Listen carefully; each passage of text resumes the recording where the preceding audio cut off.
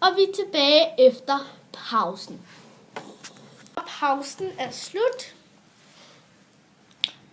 Og nu vil Stine godt sige noget.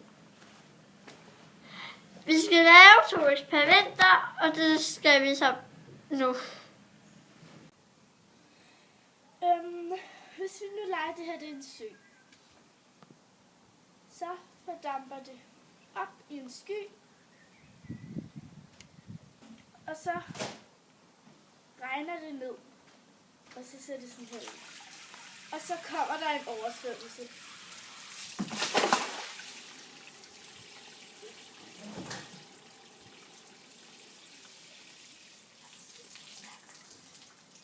Hvis vi nu siger, at det her det er en flod,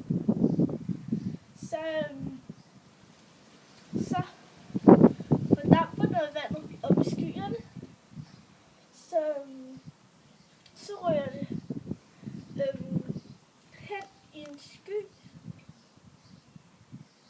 og så der er 2 millioner dråber oppe eller sådan et eller andet. Og så lige pludselig, så regner det ned.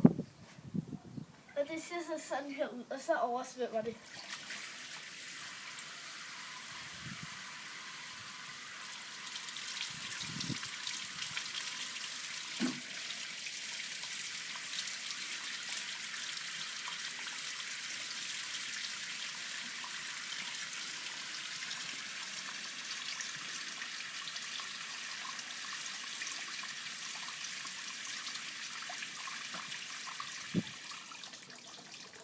Og på den måde opstår en oversvømmelse.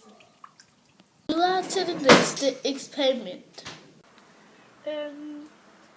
Når vandet fordamper op i en sky, så ser det sådan her ud, når det regner lidt. Og så hvis det regner meget, hvis det fordamper rigtig meget op, så ser det sådan her ud.